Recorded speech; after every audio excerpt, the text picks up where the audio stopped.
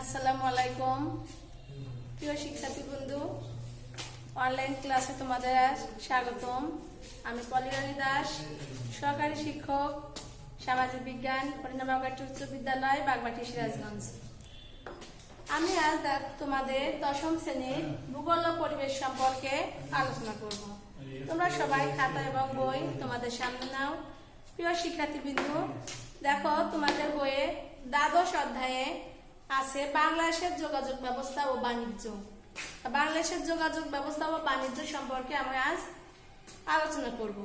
তাহলে আমাদেরকে আগে জানতে হবে যোগাযোগ ব্যবস্থা কি। তাহলে যোগাযোগ ব্যবস্থাটা কি? যে যাতায়াত ব্যবস্থা হচ্ছে আমরা এক জায়গায় যাওয়া আসা বা যোগাযোগের মাধ্যম। যোগাযোগের মাধ্যম মালপত্র ও যাতায়াত করে মানুষ যে এক জায়গা থেকে আরেক জায়গা যাচ্ছে, সেটাই হচ্ছে যাতায়াত ব্যবস্থা। তাহলে শিক্ষার্থী বন্ধুরা, যাতায়াত ব্যবস্থা বলতে কি বোঝো তোমরা বুঝতে পারলে? আমি আবারও বলে দিই, যাতায়াত ব্যবস্থা বলতে আমরা বিভিন্ন স্থানে যোগাযোগের মাধ্যম, মালপত্র ও লোকের চলাচলের মাধ্যমকে বুঝি। তাহলে শিক্ষার্থী বন্ধুরা, আমরা এখন বাংলাদেশের যাতায়াত ব্যবস্থা কত প্রকার ও কি কি সেটা সম্পর্কে জানবো। তাহলে দেখো, বাংলাদেশের যাতায়াত ব্যবস্থা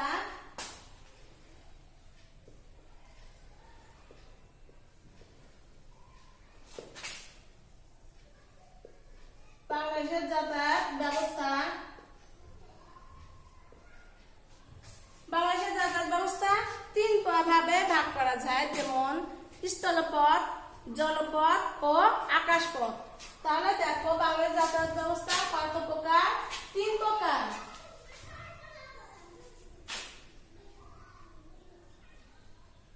স্থলপথ, জলপথ, আকাশপথ।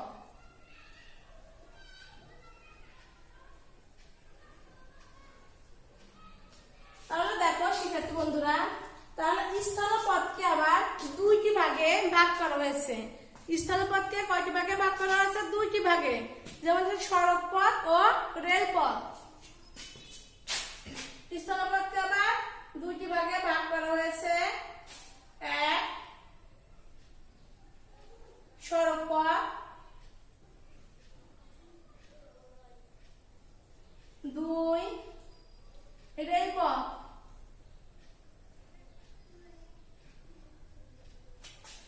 ঠিক তেমনি জলপথকে আবার দুইটি ভাগে ভাগ করা হয়েছে, এক নৌপথ ও দুই সমুদ্র পথ।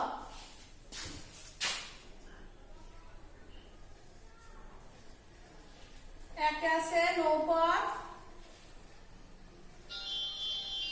দুই আছে রেলপথ, সমুদ্র পথ।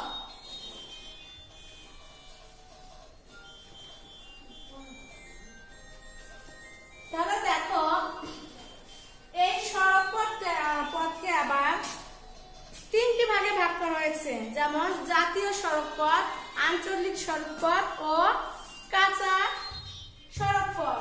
সড়ক পথকে তিনটি ভাগে ভাগ করা হয়েছে,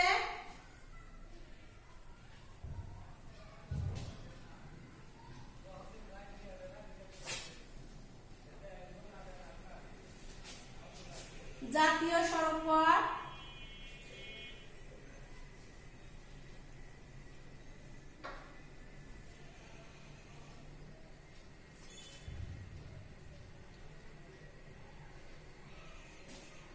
আঞ্চলিক সড়ক পথ,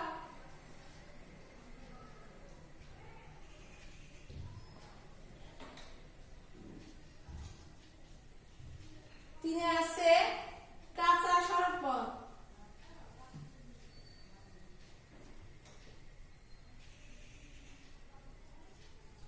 আবার দেখো, রেলপথকেও কয়টি ভাগে ভাগ করা হয়েছে?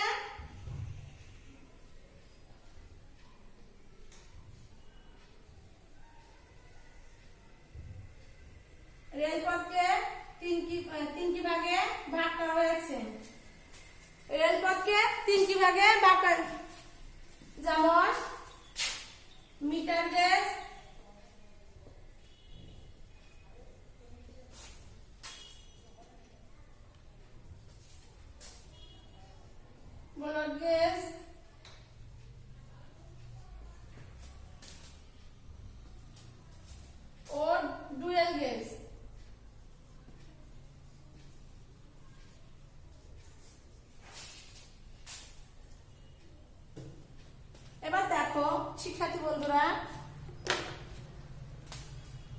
স্থলপথ স্থলপথটা কি? স্থলপথকে কয়টি ভাগে ভাগ করা হয়েছে? দুইটি, সড়ক পথ ও রেলপথ। সড়ক পথ কাকে বোঝাচ্ছে, রেলপথটা কাকে বোঝাচ্ছে সেটা বুঝি। সড়ক পথ হচ্ছে যে রাস্তা দিয়ে বাস, রিক্সা, ভ্যান থেকে শুরু করে সব যানবাহনই চলাচল করে, সেটা হচ্ছে সড়ক পথ। আর রেলপথে শুধু রেলগাড়ি চলাচল করে, সেটা হচ্ছে রেলপথ। আবার দেখো, সড়ক পথকে তিনটি ভাগে ভাগ করা হয়েছে। জাতীয় সড়ক পথ। জাতীয় সড়ক পথটা কি? জাতীয় ভাবে দেখো, যেমন মানে মেন রোডের যে রাস্তাগুলো সেটাকে বলা হচ্ছে জাতীয় সড়ক পথ। আর আঞ্চলিক বলতে বোঝাচ্ছে অঞ্চলের মধ্যে দিয়ে, যেমন তোমার থানা লেভেলের মধ্যে দিয়ে যে রাস্তাগুলো গেছে সেটাও হতে পারে। আর কাঁচা রাস্তা তো গ্রামের মধ্যে মনে করো যে কাঁচা রাস্তাগুলো থাকে, সেটা হচ্ছে কাঁচা সড়ক পথ। আবার দেখো রেলপথ। রেলপথকে তিনটি ভাগে ভাগ করা হয়েছে, মিটার গেজ, ব্রড গেজ ও ডুয়েল গেজ। জলপথ। জলপথকে দুইটি ভাগে ভাগ করা হয়েছে, নৌপথ ও সমুদ্র পথ। তাহলে নৌপথ কি? নৌপথ হচ্ছে নদী পথ। নৌ হচ্ছে নদী, নদী দিয়ে যেখানে যাতায়াত করা হচ্ছে সেটা হচ্ছে নৌপথ। তাহলে নদীতে কি কি চলাচল করে যাতায়াত করা হয় নদীর মাধ্যমে, সেটা হচ্ছে ছোট নৌকা, তারপরে আছে ট্রলার, স্টিমার, লঞ্চ, এইগুলা। আর দেখো সমুদ্র পথ। সমুদ্র পথে সাধারণত জাহাজে সাধারণত সমুদ্র পথে যাওয়া হয়। তাহলে আমরা আজ যাতায়াত ব্যবস্থা সম্পর্কে জানলাম। যাতায়াত ব্যবস্থা তিন প্রকার।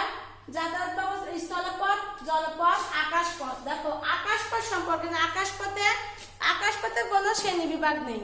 আকাশপথে শুধু সাধারণত বিমান, রকেট, এগুলোতে এক জায়গা থেকে আরেক জায়গাতে যাওয়া হচ্ছে, এটা হচ্ছে আকাশপথ। আকাশ হয়ে যেখানে যাওয়া হয় সেটা হচ্ছে আকাশপথ।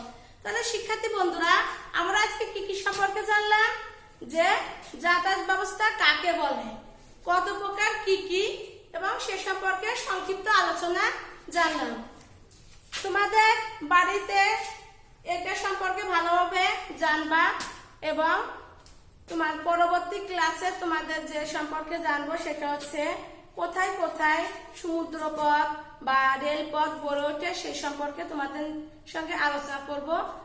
আর তোমরা অনলাইন ক্লাসগুলো অবশ্যই করবা, বাইরে ঘোরাঘুরি করবা না, বাসায় পড়াশোনা করবা, বাইরে গেলে মাস্ক ব্যবহার করবা, সামাজিক দূরত্ব বজায় রাখবা, বাইরে থেকে এলে সাবান পানি দিয়ে হাত ধোবা। আজ এ পর্যন্ত, ধন্যবাদ।